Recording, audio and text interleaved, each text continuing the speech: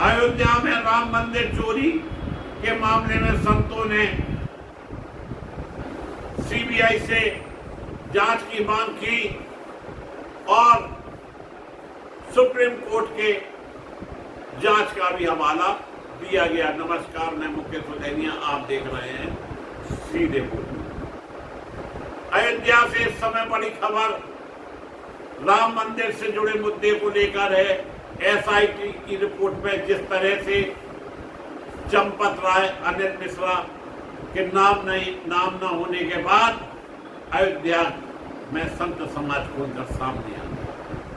संतों ने सवाल उठाया कि अगर मंदिर के चढ़ावे में गड़बड़ी हुई है, करोड़ों राम भक्तों के दान से जुड़ा मामला है, तो इसकी जांच पूरी पारदर्शिता के साथ क्यों नहीं होनी चाहिए।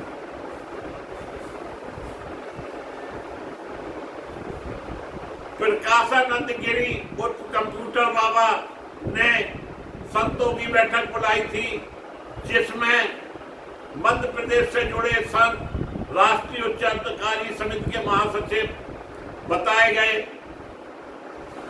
प्रकाश गिरी उर्फ कंप्यूटर वाला, उन्होंने संतों को बैठक बुलाने का आह्वान किया था और कथित तौर पर राम मंदिर चोरी की निष्पक्ष जांच की मांग रही।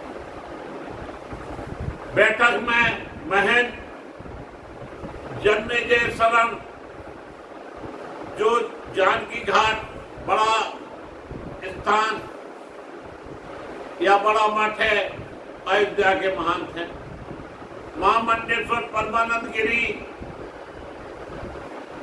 और महंत दिलीप दास, जो बैठक में मौजूद थे। बैठक इसी चीज को लेके हो रही थी कि राम मंदिर चोरी का मुद्दा में आखिरकार उन लोगों को क्यों निकाल दिया गया जिनके ऊपर से। परंतु प्रशासन द्वारा बैठक नहीं होने दी गई। कुछ ही संत वहां पहुंचे और उन्हें आगे बैठक करने से मना किया। संतों की बैठक कार सेवकपुरम के पास स्थित ओम आश्रम में विस्तार। संतों का आरोप है कि वे वहां बैठक कर रहे थे, तभी पुलिस पहुंची और उन्हें परिसर से जाने के लिए कहा। इसके बाद आश्रम में ताला लगाए जाने का भी आरोप। संतों ने नाराज होकर चंदा छोड़ो, अयोध्या छोड़ो जैसे नारे। लेकिन यहाँ प्रशासन का पक्ष भी महत्वपूर्ण। अयोध्या पुलिस ने संतों के आरोपों को खारिज किया। पुलिस की ओर से कहा गया कि संतों को जबरन नहीं निकाला गया और आरोप लगाने वालों को इसके प्रमाण देने चाहिए। इसलिए पुलिस की भी बात जरूरी। संत समाज की मुख्य मांग है कि राम मंदिर चढ़ावे से जुड़े पूरे मामले की सीबीआई जांच हो। कंप्यूटर बाबा ने चेतावनी दी, यदि उसकी मांगों पर कार्रवाई नहीं हुई तो संत समाज बड़ा आंदोलन। उन्होंने जरूरत पड़ने पर 1 लाख संतों के साथ अयोध्या में आंदोलन करने की बात की। साथ ही चित्रकूट से अयोध्या तक पद यात्रा की योजना का भी उल्लेख सामने आया। संतों की दूसरी बड़ी मांग की अगर दोषी पाए जाते हैं तो उनके खिलाफ कड़ी कार्रवाई की जाए। परमानंद गिरी ने तो आरोपियों पर रास्ता यानी NSA लगाने की मांग की है। अब सबसे बड़ा सवाल, चंपत राय और अनिल मिश्रा को राहत कैसे मिली? यहाँ पूरा मामला समझना दोस्तों बहुत जरूरी है। उत्तर प्रदेश सरकार ने राम मंदिर चढ़ावे मामले की जांच के लिए 13 जून 2026 को 3 सदस्यीय एसआईटी टीम बनाई थी।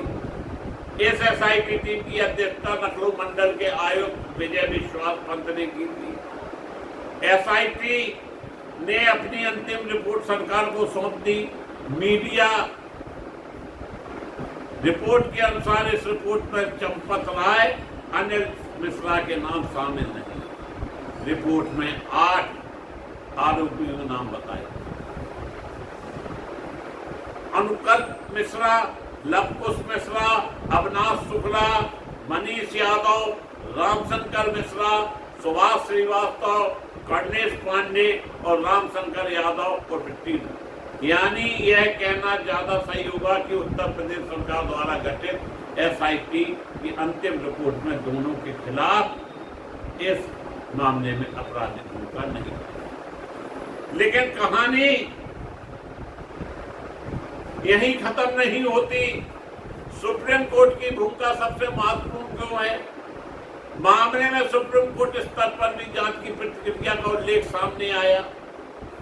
मीडिया रिपोर्ट के अनुसार दोस्तों, उत्तर प्रदेश सरकार की एसआईटी की उस समय गठित हुई थी जब सुप्रीम कोर्ट की ओर से मामले में हस्तक्षेप और निगरानी की प्रक्रिया आगे बढ़ी। रिपोर्ट में यह भी कहा गया कि सुप्रीम कोर्ट की निगरानी में गठित दूसरी जांच टीम जांच होनी चाहिए। यानी इसका सीधा मतलब है जो उत्तर प्रदेश एसआईटी की रिपोर्ट को अंतिम न्यायिक फैसला नहीं माना जा सकता है।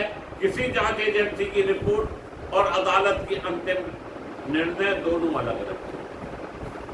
यही वजह है कि इस मामले में अब तक संत समाज सीबीआई जांच की मांग और राजनीतिक स्तर पर भी सवाल हो रहे हैं।